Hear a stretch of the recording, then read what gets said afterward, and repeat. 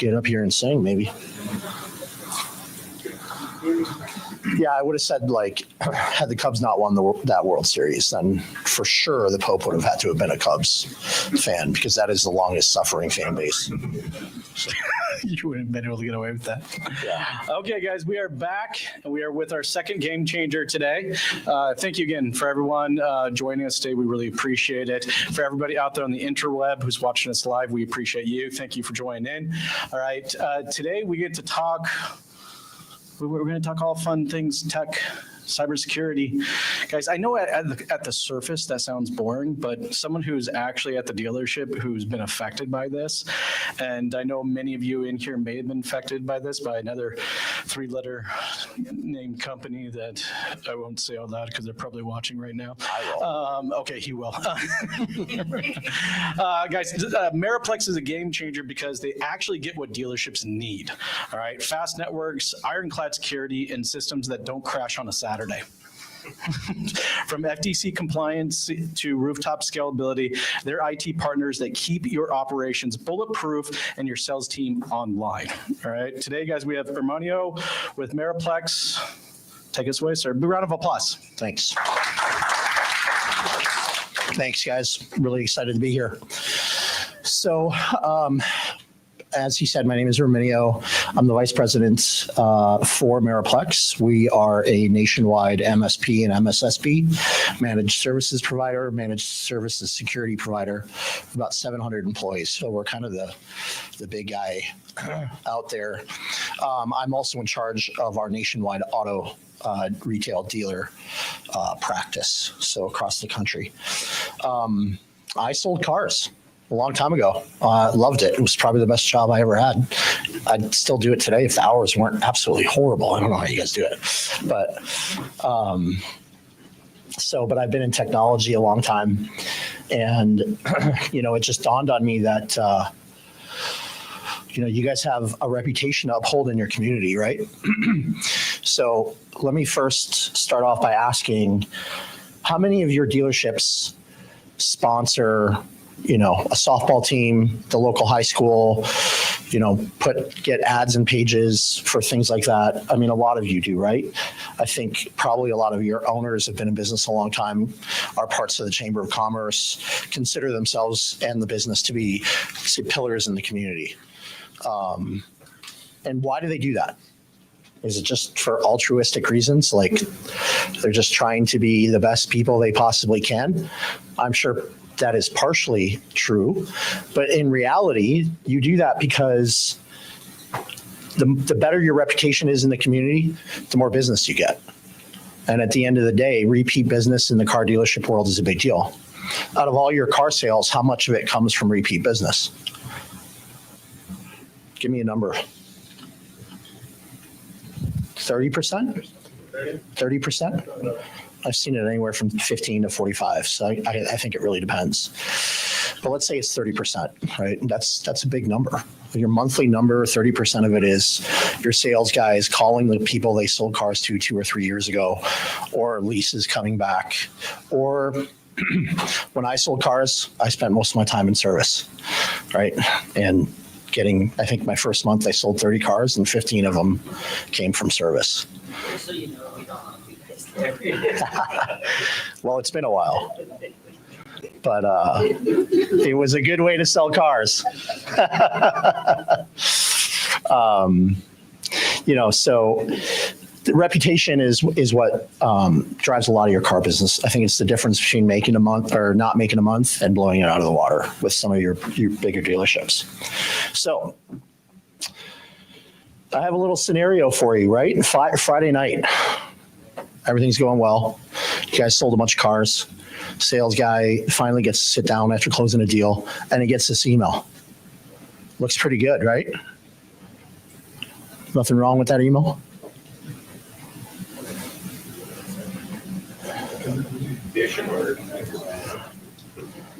Looks like a decent email. I don't think most people wouldn't even think twice about it. There is a big gimme there. Security awareness training would teach you what it was. But even people who take security awareness training seriously could miss it, right? That looks like a regular email. somebody wants you to look at their car and they want to come in tomorrow on Saturday. Not a big deal, right? It looks pretty normal. So your sales managers are coordinating, they're looking, they're setting up their Saturday. It's the last Saturday of the month, so it's your last chance to put up big numbers. May tends to be a slower month until the end of the month, and then you sell a ton of cars after the holiday. This year, the last day of the month happens to be a Saturday, right? So imagine this is May 30th, that Friday. Sales guy clicks on this email. Hey, no big deal, right? Saturday morning rolls around. Nothing big happens still, right? Your employees come in. Back when I was selling cars, we had to blow up a lot of balloons, which was absolutely horrendous. I get bruises on my fingers from tying them.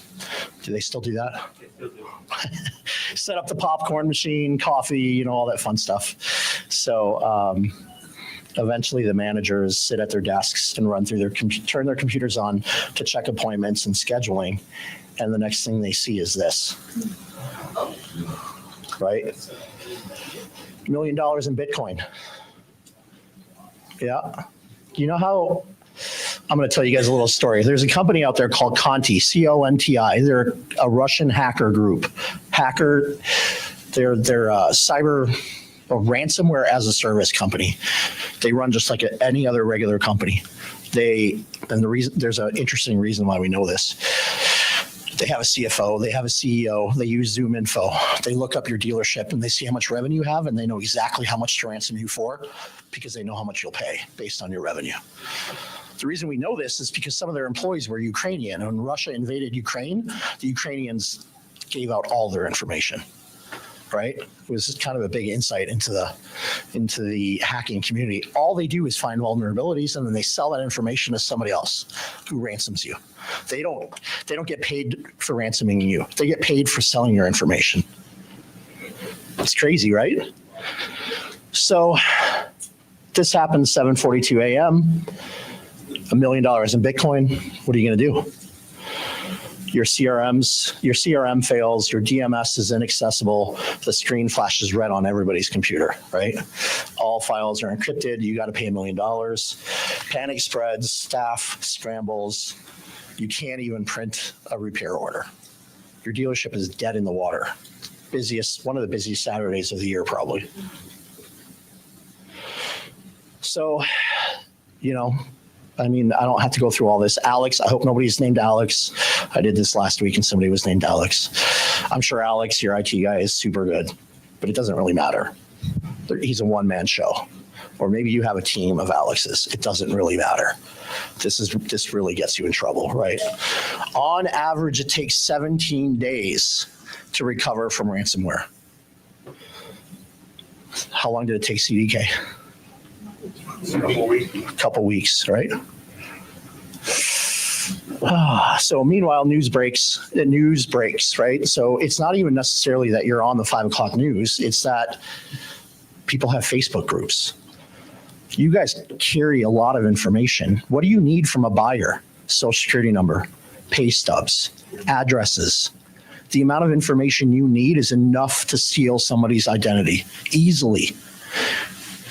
Misty just talked about AI. You know what else AI is really good at? Remember she said that that AI can build code? They can build ransomware on AI. They can build Trojans on AI.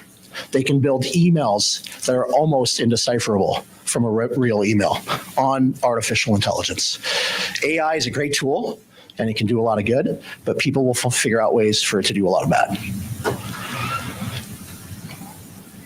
So at this point, your dealership is down and news breaks. What does that really mean? And we talked about CDK, 15,000 dealerships were offline across America, $600 million of losses, and there was nothing you guys could do about it. It wasn't your fault. Let me give you a little bit more reality about the CDK breach. Not all CDK environments were like this, but a lot of them were. The ones that we supported were. CDK, their equipment goes after your firewall, which means it was not protected by your dealership's firewall at all. which is crazy. That is abnormal in the SaaS world. So that means that the hackers that infiltrated CDK also infiltrated your network. As far as we know, it didn't matter because they weren't going after individual dealers, but they had access to your network. The first thing we did for our dealerships was cut that connection so that they were no longer in the environment. CDK wasn't going to do that for you. Some of these compliance companies that are out there that are auto specific aren't going to do that for you. We did it. Here's why we're different, right? Auto is not our biggest vertical. We have our largest vertical is healthcare, which is a highly regulated environment. Another huge vertical for us is defense contractors. We're talking about compliance that is ridiculous. CMMC and NIST, acronyms that it's the alphabet soup of acronyms, right? You guys have a lot more information, yet you're still less regulated than those environments for now, right? The thing about CDK was it wasn't your fault, but there were real consequences to it, despite other than you guys not being able to sell cars. And as I said, dealerships are soft targets, right? Because a lot of dealerships don't have the proper cybersecurity structures in place. Most dealerships don't have a chief information security officer, right? A lot of dealerships don't have a chief information officer, never mind a chief information security officer. A CISO costs at least $250,000 a year just as a salary. And attackers exploit third-party vendors. Open Wi-Fi. You guys don't believe me? Pay for a pen test from my company, and I guarantee you I'll have your admin credentials in less than 24 hours. Don't care how secure you think you are. I will have your admin credentials in less than 24 hours. And then, of course, 24/7, right? You could do all the cybersecurity. You could use all the tools that we have. You could buy them on your own. But if you don't have a 24/7 security operations center monitoring everything, which would be cost prohibitive, you're still at risk. It's a big deal. So let's talk about what happened after the CDK event. Immediately after, in the months that followed, the amount of cybersecurity incidences that happened to dealerships increased by 232%. I'm not talking about CDK. I'm talking about all of your dealerships. CDK happened in June or July of 2024. To the end of the year, the percentage of dealerships that had been ransomed or had a data exfiltration went from 17% of total dealerships to 35% in 6 months. So in all the years up to the CDK incident, only 17% of dealerships had been hacked. And then in 6 months, it went to 35% because now they know, right? It's a big deal. This data statistics was just a couple of some other incidents that happened. Obviously, there are consequences to this monetarily from the FTC, right? So in this case, there were a Toyota Lexus dealer, 3.1 million records. That wasn't full customer records. It was just independent little bits of information. It could have just been a social security number, not associated to a name or whatever else. It was just a data record. But then in another one, it was 10,000 full customer data, right? So all 10,000 of those customers could have their identity stolen. In that case, you would be liable for something like identity theft protection, at the very least.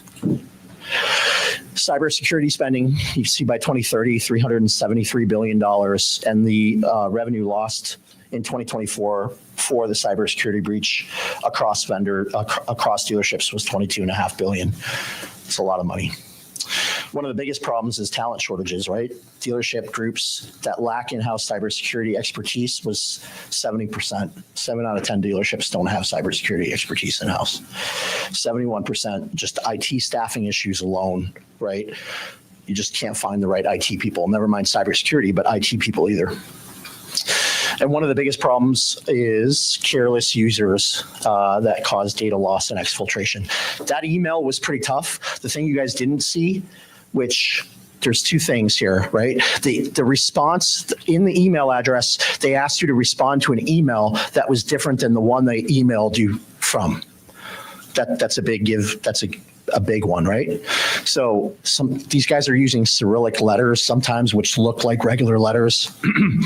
Security awareness training helps with that, but email filtering would have probably not even sent that email to begin with. A good email filter would have stopped that from the very beginning. That was a simple one.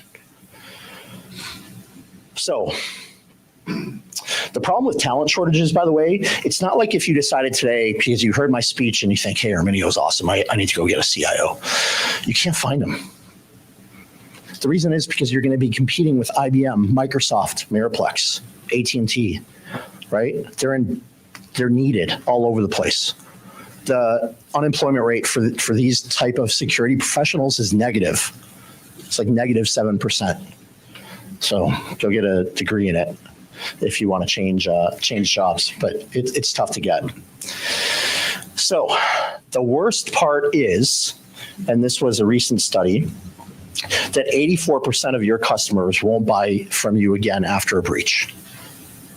Who believes that stat? I don't know. Look, it's a stat I found. I don't know if it's true. It's a big number, right? Is it half? Is it a quarter? I don't know what the real number is. That's the stat I found. What I can tell you it is more than zero. Right?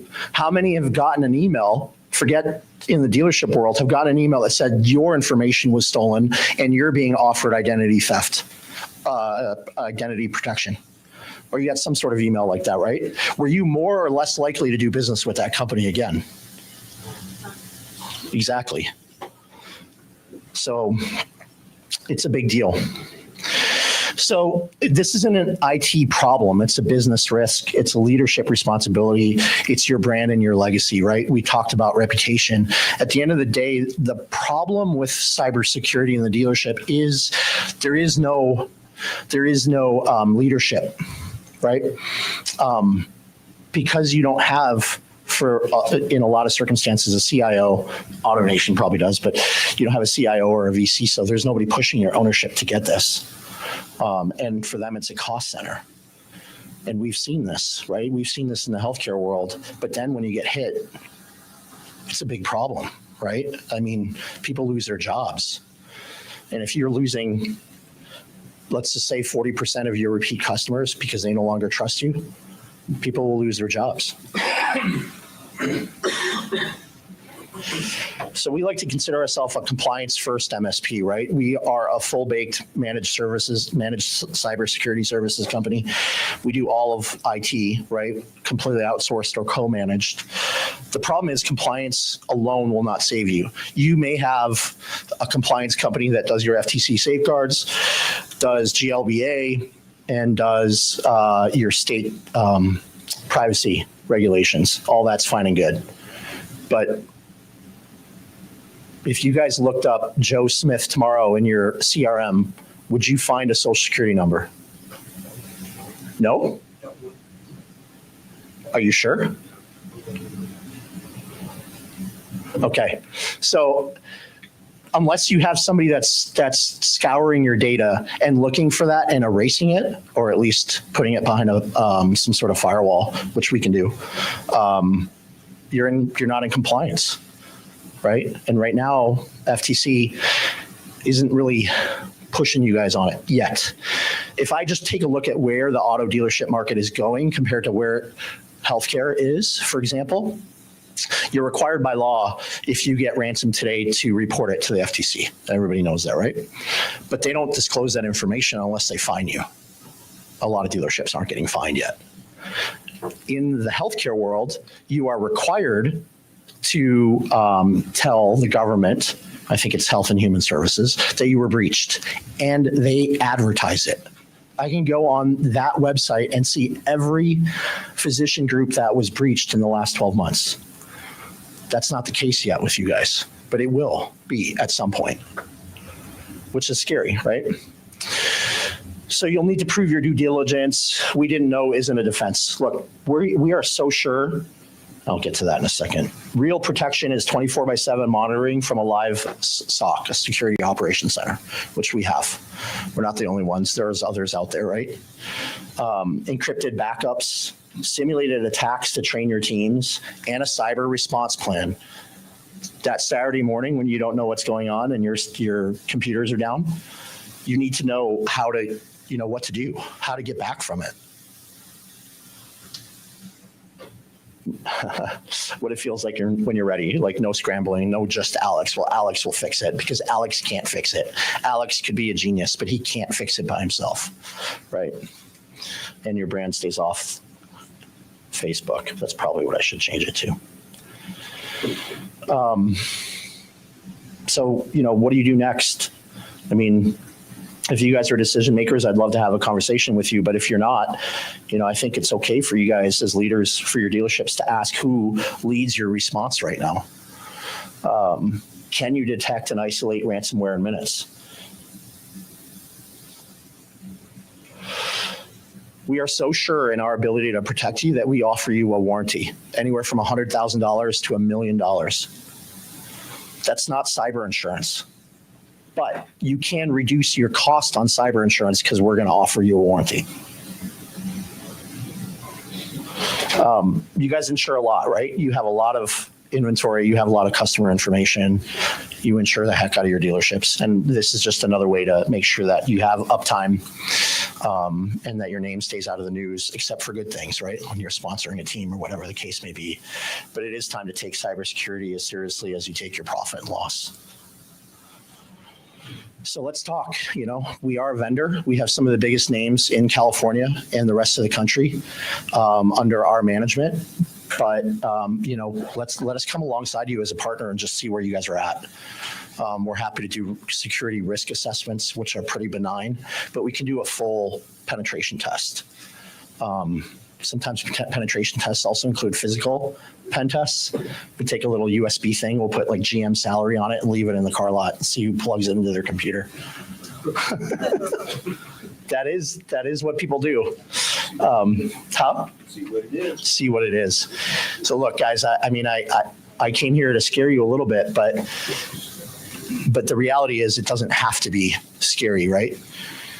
These guys are out there, this Russian company, Conti, they're figuring out ways to hack you every single day. And unless you have a company that's right behind you, helping you to stay protected, it's not a question of when, it's a question of if. It will happen. Any questions? Nothing? Did they pay the ransom How? on CDK? Did they pay the ransom? I can't say. Yes. They paid the ransom, and they also got a class action suit by dealers and paid. They did. Somewhere close to $1 million a store that was. They did. Yeah. That's where the 600 million comes from. 400 is ransom, 200 million is 3%. Yeah. Yep. And so a lot of you think that your data is secure because you're using one of the big DMS vendors. It may or not. It may not. But cybersecurity is your responsibility, not theirs. They'll protect their data. Maybe. What are some of the most common liabilities you guys see that dealerships do when you do like a security? Oh man. So unfiltered Wi-Fi access is what you're asking for is vectors in the security space. That's what we call it, right? I'm not the tech guy, right? I don't like to put my CISO up here. He's a great guy. His name is Adam, but he's too technical, right? I'm a sales guy. I sold cars. I'm VP of sales. And so I don't have all the answers for you, but there's a lot of vulnerabilities that dealerships have. Wi-Fi is an easy one. Passwords, passwords that are easily guessed or whatever, right? There's password replicators out there that are pretty easy. Unsecured networks, unpatched computers, unpatched servers. And then, off-the-shelf equipment that is bought from Best Buy or something like that. It's never been imaged correctly to begin with. There's no security components on it. So those are it's easy. But unpatched computers is one of the biggest vectors there are, period, across any industry. Any other questions? None? Well, here, guys, I just want to share a quick story of what happened at my dealership because earlier on I said that I had this problem. So, and mine was, I guess, well, I thought it was overly complicated, but I come to find out it's actually pretty simple what they did. I owned 2 Mitsubishi dealerships, and being an owner, well, I didn't take vacation often, right? But once a year, I'd get away and go hang out with the family. Well, I guess my emails had been hacked, and they knew that I was actually not at the dealership. So they had sent an email from my email to my controller saying, I forgot to pay this vendor. It looked legit. I mean, there was an invoice attached, everything. It was just under $10,000. All right. So just so you guys know. And she looked at it. It looked like something I would normally send because I just forgot to pay somebody something. And she went ahead and paid $9,263.17. It wasn't until a week later when I got back from vacation, probably even a little bit after that, where she had brought in the invoice and said, oh, by the way, when you were gone, I got that email. I got this paid for. I was like, well, what the hell is that? I don't know who's BG what auto? I don't think we buy anything from those guys. And it took us a while to figure out, but that what had happened. We've been hacked, and it was a very easy grab for them. And I found out that I'm not the only one. I guess that's actually a pretty common. Yeah, that's a really common one. Anybody know how Target got hacked? Their HVAC system was connected to the internet. That's right. Not through their firewall. That's what CDK does. Or did. Or did, right? Yeah. Still do. They still do. Well, hey, guys, big round of applause. Thank you guys so much. Everybody out there watching and listening online, we appreciate you. Guys, we're going to take another 10 to 15 minute break. We're just going to reset the room real fast. Grab a drink. If you need to hit the washrooms, they're out that door and to your left, all right?